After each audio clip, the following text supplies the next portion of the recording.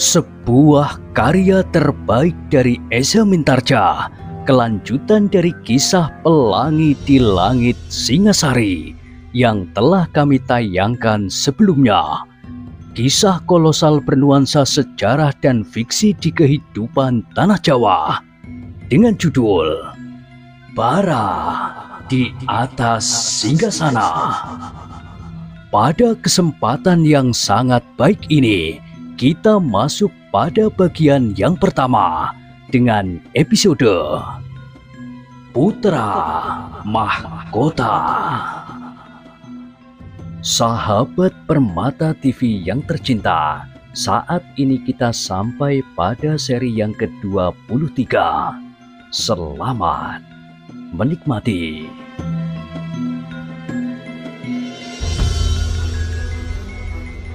Pada kisah sebelumnya telah diceritakan, keduanya pun kemudian melangkah ke pintu Paseban dengan dada yang berdebar-debar. Demikian keduanya melangkahi pintu, maka setiap orang di dalam Paseban itu terperanjat pula karenanya. Mereka melihat Guber Baleman datang benar-benar bersama dengan Mahesa Walungan, dan tiba-tiba saja Sri Baginda menutup kedua matanya dengan tangannya sambil berteriak, "Gila! Gila! Apa saja yang telah kalian lakukan ini? Hei, Mahesa Walungan! Benarkah kau Mahesa Walungan?" Mahesa Walungan menjadi terheran-heran. Setelah duduk di hadapan Kakanda Baginda, ia berkata, "Apakah Kakanda Baginda tidak mengenal hamba lagi?" "Hei, bukankah kau yang kemarin aku panggil dari kantor dan kemudian ditangkap dan dimasukkan ke dalam tahanan?"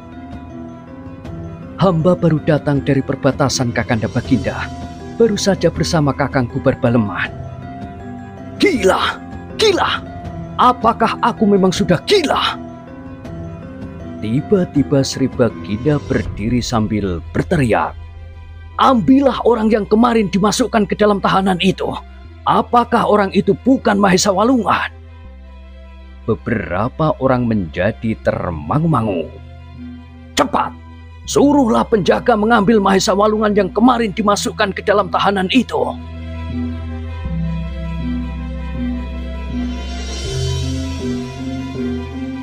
Kehadiran Mahesa Walungan dan Baginda Kertajaya yang tiba-tiba saja berteriak-teriak itu ternyata telah membuat mereka yang hadir di Paseban menjadi bingung. Mereka tidak segera mengerti apa yang harus mereka lakukan. Karena itu, maka Sri Baginda menjadi semakin marah karenanya. Dengan lantang sekali lagi ia berteriak, "Suruhlah penjaga memanggil Mahesa Walungan." Seorang senopati akhirnya mengerti juga maksud Sri Baginda itu. Dengan tergesa-gesa ia bergeser keluar pintu Paseban. Ketika ia melihat penjaga dengan senjata telanjang, maka katanya, "Panggil Mahesa Walungan." Penjaga itu menjadi terheran-heran. "Panggil Mahesa Walungan." Senopati itu pun ikut berteriak, "Tetapi bukankah Adinda Sri Baginda Mahesa Walungan telah ada di dalam Paseban? Bukan orang itu, tetapi Mahesa Walungan yang kemarin, yang ditangkap dan dimasukkan ke dalam tahanan." Penjaga itu saling berpandangan sejenak, yang seorang kemudian bertanya, "Di manakah Adinda Baginda itu ditahan?" "Gila kau, kemarin? Yang kemarin dipanggil Sri Baginda, kemudian ditahan di bilik tahanan istana?" Karena para penjaga itu masih saja keheran-heranan, maka senopati itu pun membentak lagi, "Pergi dan panggil orang itu." Para penjaga itu tidak membantah lagi. Salah seorang dari mereka membungkuk dalam-dalam. Kemudian ia pun pergi dengan penuh keraguan-raguan. Senopati itu pun menjadi ragu-ragu pula. Akhirnya ia tidak segera masuk kembali ke dalam Paseban, tetapi disusulnya seorang penjaga yang pergi memanggil Mahesa Walungan. "Tunggu!" panggil senopati itu. prajurit yang telah melangkah dengan tergesa-gesa itu pun lalu berhenti. Ketika ia melihat Senopati itu menyusulnya, maka ia pun kemudian berdiri tegak menunggu. "Aku akan pergi bersamamu." Senopati itu tidak menunggu jawaban prajurit penjaga itu. Ia pun kemudian melangkah dengan tergesa-gesa ke bilik tahanan Mahesa Walungan. Ketika ia melihat beberapa orang penjaga di muka bilik itu, maka dengan serta-merta ia berkata, "Aku memerlukan orang di dalam tahanan itu." Pemimpin penjaga itu berdiri saja seperti patung. Dengan wajah yang aneh ia memandangi Senopati yang datang itu. "Sri Baginda memanggil Mahesa Walungan.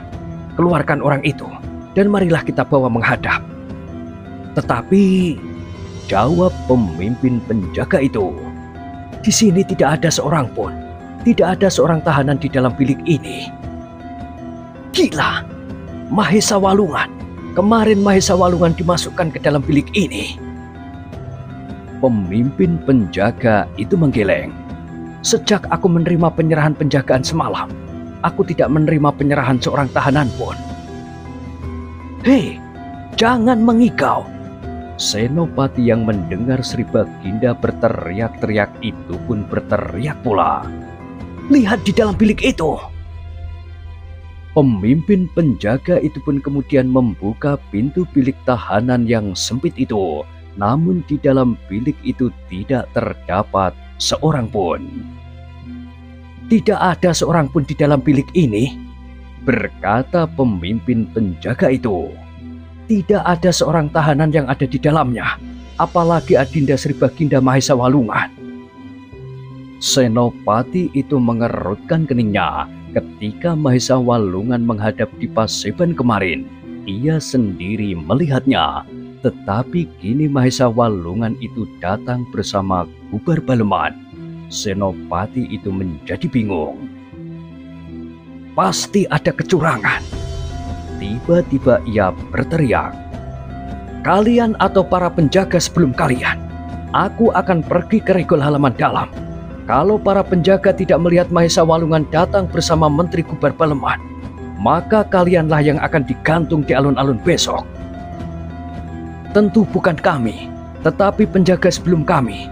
Mereka harus ditangkap dan harus bertanggung jawab atas hilangnya seorang tahanan.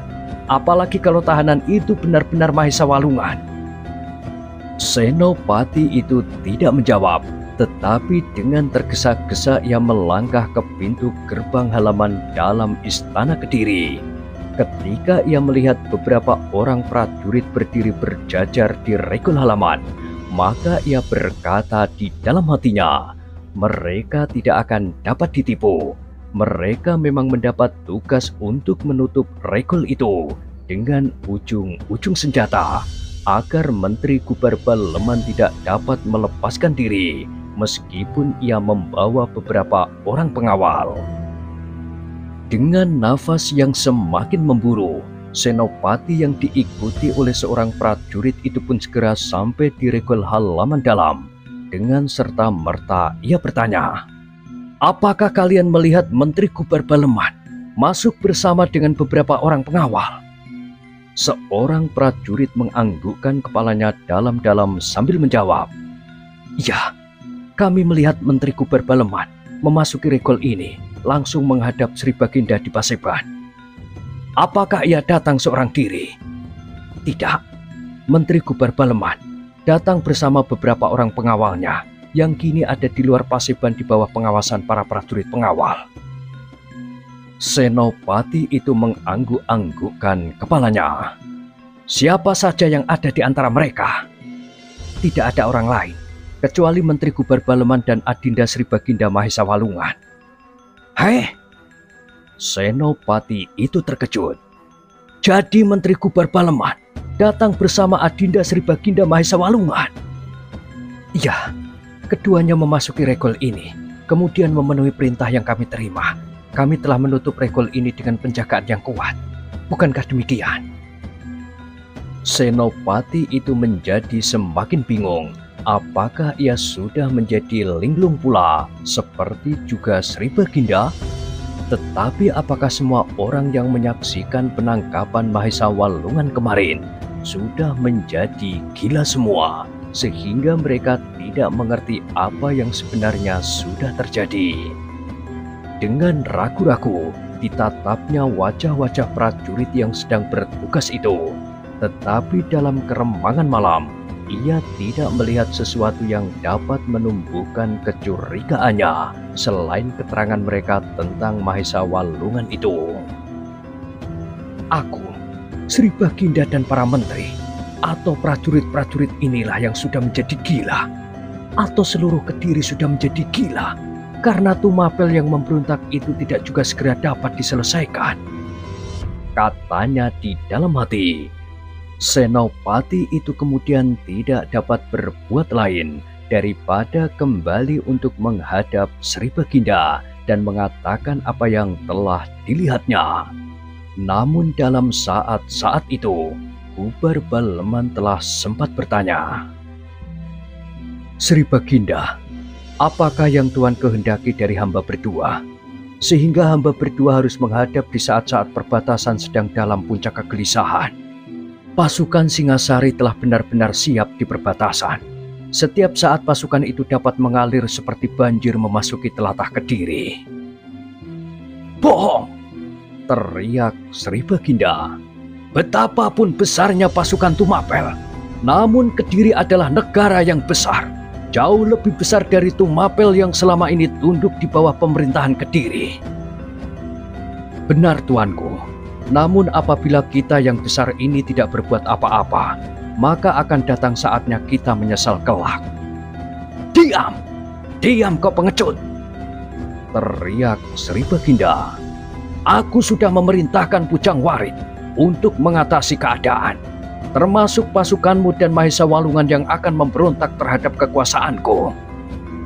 "Itulah yang ingin hamba jelaskan bersama Adinda Mahesa Walungan." "Tidak. Aku sudah cukup tahu." "Belum, tuanku. Tuanku belum tahu keadaan yang sebenarnya," potong Kubar Baleman. Sri Baginda justru menjadi terheran-heran. Kubar Baleman tidak pernah berani membantah kata-katanya sepatah kata pun. Namun kini ia berani memotong kata-katanya yang masih belum selesai. Apalagi Kubar Baleman itu berkata, "Kami memang harus mengakui kesalahan kami, bahwa kami telah menyusun kekuatan di sebelah utara Ganter. Tetapi kami mempunyai perhitungan yang sama sekali berlawanan dengan tuduhan yang kami terima berdua.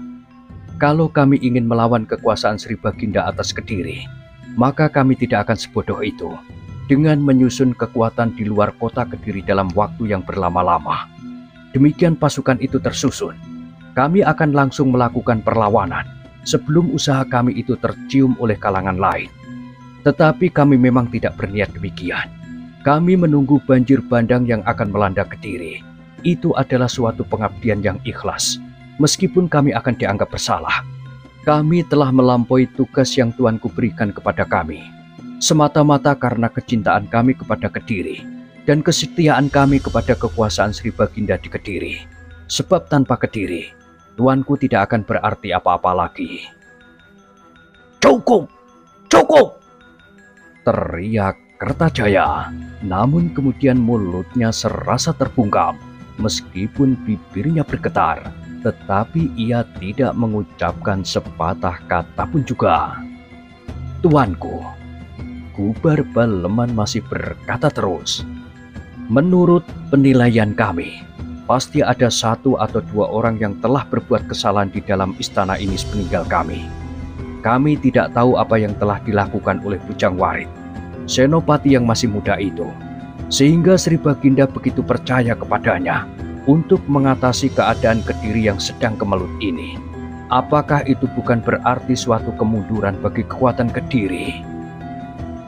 "Kau terlampau sombong, Kubar Baleman. Akulah yang berkuasa di Kediri, bukan kau. Aku wenang untuk menentukan apa saja yang aku anggap baik. Tetapi tidak dalam keadaan serupa ini. Demi kesetiaan kami kepada Sri Baginda, maka kami tidak dapat membenarkan tindakan Sri Baginda saat ini. Itu adalah tanda setia kami. Kalau kami tidak mempunyai kesetiaan yang mantap, kami akan tidak ambil pusing lagi.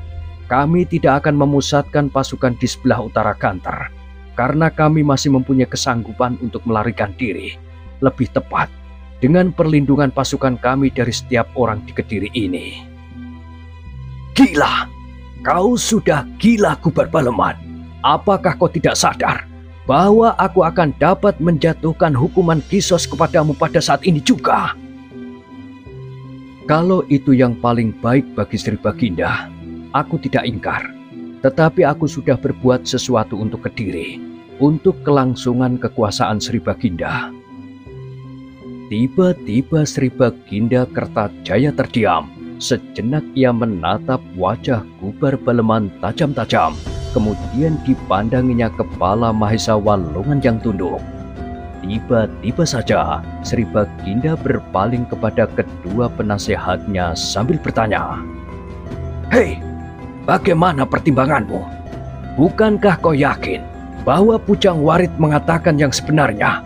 Dan kau sependapat bahwa Mahesa Walungan dan Gubar Baleman berbahaya bagi kedudukanku saat ini?" Kedua penasehat itu seolah-olah membeku di tempatnya. Darahnya serasa berhenti mengalir. Mereka tidak menyangka bahwa mereka akan dihadapkan langsung kepada dua orang senopati tertinggi itu. "Hei, kenapa kalian diam saja?" bentak Sri Baginda. Keduanya pun menjadi semakin gelisah, apalagi ketika mereka melihat sorot mata Gubar Baleman yang seakan-akan membakar wajah mereka yang menjadi semakin pucat. "Berkatalah terus terang," geram Gubar Baleman, tetapi Sri Baginda segera memotong. "Aku yang bertanya, bukan kau." Gubar Baleman segera terdiam, tetapi sorot matanya tidak terlepas dari kedua penasehat Baginda itu. Sedang penasehat-penasehatnya yang lain menjadi terheran-heran apakah yang telah dilakukan oleh kedua kawan-kawannya itu. "Aku bertanya kepada kalian berdua, berbicaralah seperti yang kau katakan kepadaku itu." "Ampun Baginda," sembah salah seorang daripadanya. "Hamba memang yakin akan hal itu. Kalau apa yang dikatakan oleh Pujang Warit itu memang benar." "Apa kata Pujang Warit?" bertanya Baginda pula. "Bukankah hal itu telah dikatakannya di hadapan tuanku?" Aku tahu. Tetapi ulangi apa yang dikatakannya."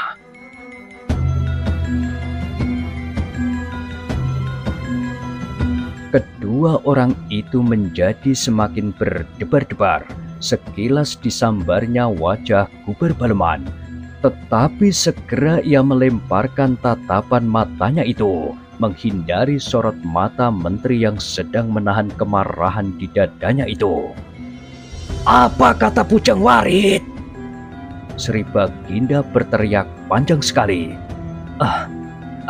Ampun tuanku," berkata salah seorang dari mereka.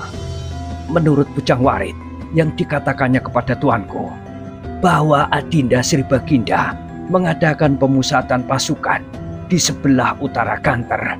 Tetapi kesiagaan itu sama sekali tidak diarahkan kepada pasukan Singasari. Karena menurut Pujang Warit, kekuatan Singasari itu memang tidak seberapa besar. Pujang Warit sendiri dengan diam-diam pernah pergi ke perbatasan bersama beberapa orang pasukan Sandi." "Nah, kau dengar Gubar Baleman?" "Tetapi tuanku," sembah Gubar Baleman. Namun sebelum ia melanjutkan, Sri Baginda telah membentak. "Aku tidak menyuruhmu berbicara. Aku menyuruh kau mendengarkan." Gubar Baleman pun terdiam karenanya, tetapi ia sama sekali tidak melepaskan tatapan matanya. "Ayo, katakan, apa pula yang sudah dikatakan oleh Pujang Warit?" Ampun tuanku," berkata salah seorang dari mereka. "Menurut Pujang Warit, Alasan Adinda Sri Baginda Mahesa Walungan yang sudah bersepakat dengan Menteri Kubar Baleman adalah tidak benar sama sekali. Untunglah Sri Baginda waspada, sehingga Sri Baginda tidak menyerahkan semua kekuatan kepada keduanya.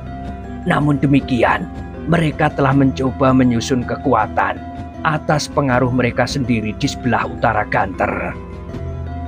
"Hei, Kubar Baleman," berkata Sri Baginda lantang, "apakah kau masih akan ingkar? Dan kau, hei, Mahesa Walungan, apakah kau Mahesa Walungan?"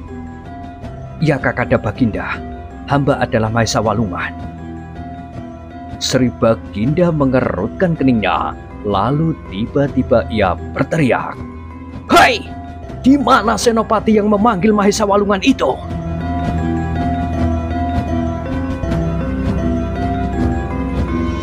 Sejenak Paseban itu menjadi sepi ketika Sri Baginda berhenti berbicara. Dipandanginya saja pintu Paseban. Sejenak ia menunggu senopati yang disuruhnya memanggil Mahesa Walungan. Tetapi ternyata senopati itu sedang kebingungan. Ketika ia sampai di pintu Paseban, diiringi oleh prajurit yang menyertainya, ia melihat sesuatu yang aneh baginya. Ia melihat ciri keprajuritan yang lain dari prajurit pengawal. Senopati itu menarik nafas dalam-dalam, tetapi ia tidak begitu bodoh untuk segera menegurnya. Tiba-tiba saja ia berkata, "Aku masih belum yakin. Aku akan mengulangi sekali lagi. Aku akan pergi ke bilik tahanan itu." Prajurit yang mengawalnya menjadi heran, tetapi ia tidak membantah. Katanya, "Marilah aku antarkan." Keduanya pun pergi dengan tergesa-gesa ke bilik tahanan Mahesa Walungan. Sekali lagi senopati itu bertanya, dan ia mendapat jawaban yang sama. Tetapi yang penting baginya, prajurit-prajurit yang bertugas itu pun sama sekali bukan prajurit pengawal. "Aku akan meyakinkan sekali lagi ke pintu gerbang. Mungkin ada di antara mereka yang melihat kedatangan Menteri Kubar Baleman." "Semuanya melihat," jawab prajurit yang mengikutinya. Senopati itu tidak menjawab, tetapi ia berjalan saja ke pintu gerbang. Di sudut-sudut halaman itu, ia masih melihat beberapa orang prajurit berjaga-jaga. Tetapi senopati itu tidak yakin bahwa prajurit itu adalah pengawal istana yang memang bertugas di sana. Tetapi senopati itu tidak menghiraukannya. Ia mempercepat langkahnya. Di regol ia mendapat jawaban yang serupa. Bahkan dengan nada yang sumbang, prajurit-prajurit itu telah menjawab pertanyaannya. Namun dengan demikian, ia menjadi yakin bahwa halaman istana ini ternyata telah dikuasai oleh prajurit-prajurit yang berpihak kepada Kubar Baleman dan Mahesa Walungan. Sudah tentu bahwa Mahesa Walungan dapat menghadap Baginda bersama Kubar Baleman. Sekali lagi senopati itu harus menahan hatinya. Ia masih berpura-pura bingung ketika kemudian ia memasuki pintu Paseban. "Hei, cepat!" bentak Sri Baginda. "Apakah kau tidur di halaman, hei?" Senopati itu segera duduk di tempatnya. Ditenang-tenangkannya perasaannya agar kata-katanya tidak menjadi tumpang suh. "Di mana Mahesa Walungan?" bertanya Sri Baginda. "Ampun tuanku, Adinda Baginda Mahesa Walungan yang kemarin adalah Adinda Baginda yang sekarang ini menghadap." "Gila, itu tidak mungkin. Kemarin ia berada di dalam tahanan. Bagaimana mungkin ia kini berada di Paseban dan datang bersama-sama Kubar Baleman?" Senopati itu menarik nafas dalam-dalam. Dipandanginya wajah Kubar Baleman sejenak, kemudian diedarkannya pandangan matanya berkeliling. Katanya di dalam hati, apabila Sri Baginda sendiri tidak turun tangan, Tidak ada orang yang dapat menyentuh tubuh Mahesa Walungan. Kemudian masih harus diperhitungkan Gubar Baleman dan prajurit-prajuritnya di halaman. Hei! Kenapa kau tiba-tiba menjadi bisu? Teriak Sri Baginda. Senopati itu memang tidak segera dapat menjawab. Berbagai macam persoalan sedang berkecamuk di dalam dadanya. Sekali-sekali ditatapnya wajah Sri Baginda yang menjadi kemerah-merahan. Kemudian dipandanginya sorot mata Gubar Baleman yang seakan-akan menyala. Hanya Mahesa Walungan sajalah yang duduk tenang dan bahkan menundukkan kepalanya. Cepat katakan, apa yang kau lihat di dalam bilik itu? Setan atau demit? Tuanku, Senopati itu menarik nafas dalam-dalam. Sebenarnya hamba akan mengatakan apa yang hamba lihat di halaman istana. Tetapi sebelumnya hamba mohon ampun bahwa mungkin apa yang hamba katakan itu tidak masuk akal sama sekali. Katakan! Katakan! Teriak Sri Baginda. Senopati itu bergeser sejengkal. Setelah sekali lagi ia menarik nafas dalam-dalam, barulah ia berkata, Tuanku, ternyata halaman istana tuanku kini sudah dikuasai oleh para prajurit yang telah melawan terhadap kekuasaan tuanku. Aku menolak keterangan itu. Potong Gubar Baleman. Diam! Diam kau Baleman! Sri Baginda menjadi semakin marah sehingga darahnya serasa berhenti mengalir. Ulangi! Ulangi! Ampun tuanku, halaman istana ini sudah dikuasai oleh para pemberontak. Sejenak Sri Baginda Kertajaya diam mematung, namun wajahnya seakan-akan telah membara. Dipandanginya Senopati itu sejenak, kemudian Mahesa Walungan yang tunduk dan sejenak kemudian sorot mata Gubar Baleman. Dengan suara yang parau gemetar Sri Baginda kemudian berkata, Pengkhianat! Kalian telah benar-benar memberontak. Ampun tuanku, sahut Gubar Baleman. Hamba sama sekali tidak berniat untuk memberontak. Tetapi hamba hanya sekedar ingin mendapat kesempatan untuk berbicara. Apabila tuanku berkenan, hendaklah tuanku memanggil Bujang Warit. Kita akan berbicara dengan hati terbuka. Seandainya ada salah paham, biarlah kita dapat menemukan titik pertemuan. Tetapi apabila kita saling dihinggapi oleh nafsu pribadi, maka semuanya akan menjadi jelas. Tuanku akan tahu dengan pasti siapakah yang bersalah dan siapakah yang benar. Dada Sri Baginda serasa akan pecah karenanya. Kepada Senopati yang melaporkan keadaan halaman istana itu, ia bertanya, Di mana para pengawal? Apa semuanya sudah mati? Hamba belum tahu tuanku. Dan pengawal yang ada di pintu Paseban? Bukan prajurit pengawal istana, tetapi prajurit medan yang tiba-tiba saja sudah ada di pintu-pintu dengan senjata telanjang. Terdengar Sri Baginda menggeram. Gubar Baleman dan Mahesa Walungan, kini kalian sudah menguasai istana. Apa kehendakmu sebenarnya? Hamba tidak menghendaki apa-apa tuanku, selain kepercayaan tuanku kepada kami untuk menyelamatkan Kediri, untuk menyelamatkan kedudukan Sri Baginda sendiri yang kini sedang terancam. Bohong! Kalian benar-benar telah memberontak. Hei, Mahesa Walungan! Kenapa kau diam saja? Apakah kau takut menghadapi kenyataan ini? Melihat dirimu sendiri sebagai seorang pemberontak? Mahesa Walungan mengangkat wajahnya, tetapi ia tidak menjawab.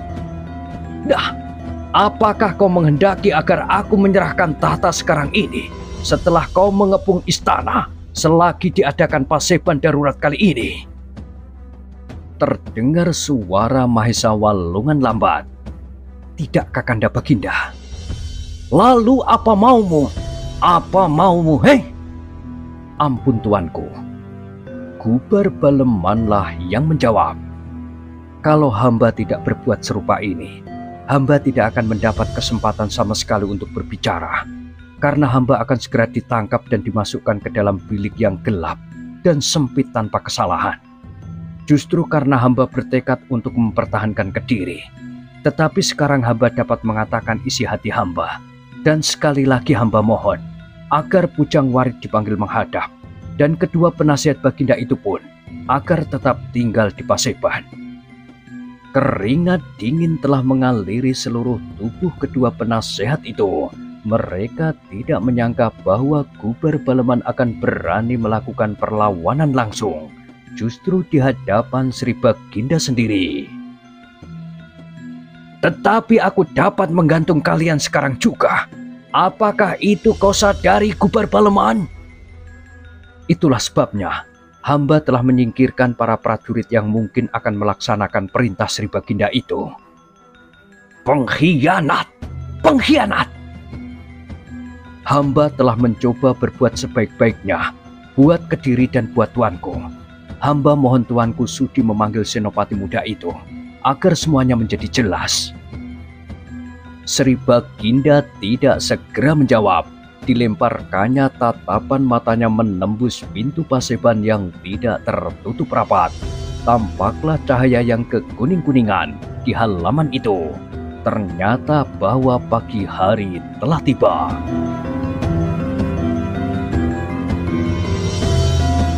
Pada saat itu, Bujang Warit telah datang ke sebelah utara Ganter sambil mengemban perintah Sri Baginda bahwa semua pasukan itu kini langsung di bawah perintah Bujang Warit, seorang senopati Pandega yang masih muda. Perintah itu mendapat tanggapan yang sama sekali tidak diduga oleh Bujang Warit. Seorang senopati tua yang menyambutnya berkata, "Kau jangan mengada-ada, anak manis. Tidak baik kita saling bertengkar. Aku tahu bahwa kau sudah mengumpulkan beberapa pasukan prajurit di padukuhan sebelah yang terdiri dari pasukan pengawal, pasukan keamanan, dan pasukanmu sendiri." Darah Bujang Warit serasa mendidih karenanya ia tidak menyangka bahwa pasukan di sebelah utara Ganter itu menanggapi perintah Sri Baginda dengan cara yang demikian. Ia masih mengharap pengaruh keputusan Sri Baginda itu, tetapi agaknya akan sia-sia.